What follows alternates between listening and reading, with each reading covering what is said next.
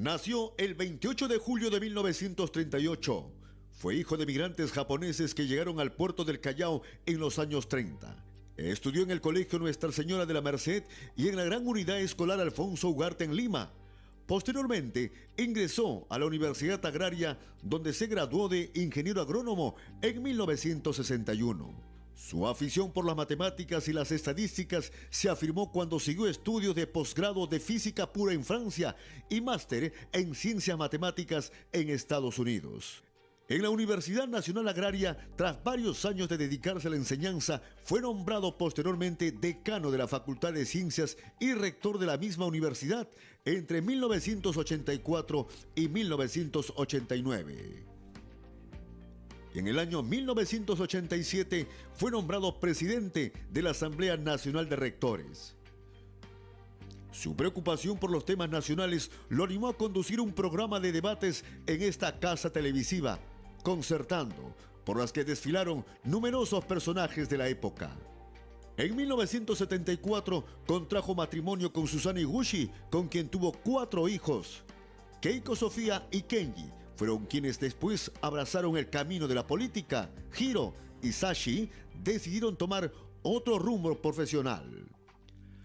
Al finalizar la década de los 80, el país vivía una etapa muy difícil en lo económico y social. Sumado al terrorismo asusado por Abimael Guzmán y Sendero Luminoso, junto al accionar de la mano homicida del movimiento revolucionario Tupac Amaru, habían quebrado la estabilidad política y social del país con miles de muertos, recurriendo a asesinatos y cochebombas. Teníamos una situación difícil en el país. Alberto Fujimori, con su movimiento Cambio 90, logró vencer a Mario Vargas Llosa para convertirse en presidente de la República. En su primer quinquenio a nivel político, Alberto Fujimori no logró armonizar sus propuestas con la oposición en el Congreso. Ante la difícil situación económica, su gobierno tomó la más drástica decisión de sincerar los precios de los principales productos de necesidad popular, debido a los desmedidos subsidios que gozaban, los excesivos gastos fiscales y los altos intereses que demandaba el pago de la deuda externa. El shock económico de agosto de 1990 fue la opción que se tomó entonces, y la misma fue anunciada por el ministro de Economía y Finanzas, Juan Carlos Hurtado Miller. Fueron años muy difíciles, pues los encargados de la política pública tuvieron que realizar reformas estructurales en la economía y una serie de privatizaciones de empresas públicas colapsadas, junto a una reestructuración de la deuda externa con los organismos internacionales y la banca privada internacional. El conflicto político con los partidos se agudizó. Fue entonces cuando Alberto Fujimori cerró el Congreso el 5 de abril, realizando lo que se conoce como el autogolpe. Su gobierno lo denominó como un gobierno de emergencia y reconstrucción nacional. Posteriormente, frente a presiones de organismos internacionales, se convocó a un Congreso Constituyente Democrático que dio como resultado, tras un referéndum, la promulgación de la Constitución Política de 1993. La lucha contra el terrorismo fue incansable. Fueron cayendo los principales cabecillas de las hordas terroristas como Abimael Guzmán y Víctor Polay Campos.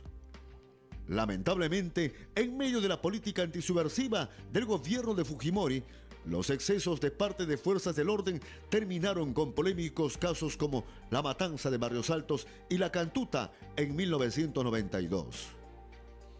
Si en lo económico Alberto Fujimori logró importantes avances para el país, así como la lucha contra el terrorismo, también quedó atrapado en su accionar político por las recomendaciones de su ex asesor de inteligencia, Vladimiro Montesinos. Resultados que, luego, terminaron en graves acusaciones de corrupción, involucrando a muchos integrantes de las Fuerzas Armadas y policiales. No podemos olvidar que en su mandato también se cerró el capítulo de los constantes enfrentamientos con Ecuador. Se logró la paz en Tiwinsa con la firma del Tratado de Brasilia suscrito el 26 de octubre de 1998 entre Alberto Fujimori y Yamil Mahuad. Además, en 1997 enfrentó al MRTA y dispuso la estrategia militar y de alta ingeniería llamada Chavín de Huántar, una operación exitosa para la retoma de la casa del embajador de Japón que por varios meses mantuvo en vilo al país. Solo un rehén falleció, el magistrado Carlos Giusti. Alberto Fujimori, en su tercer mandato, abandonó el país luego de asistir a una conferencia internacional en Brunei. La justicia fue tras él y se estableció por muchos años en Japón, la tierra de sus ancestros. Finalmente, tras una serie de requerimientos de la justicia penal, fue extraditado desde Chile en el año 2007 y juzgado por los delitos que lo llevaron a la cárcel.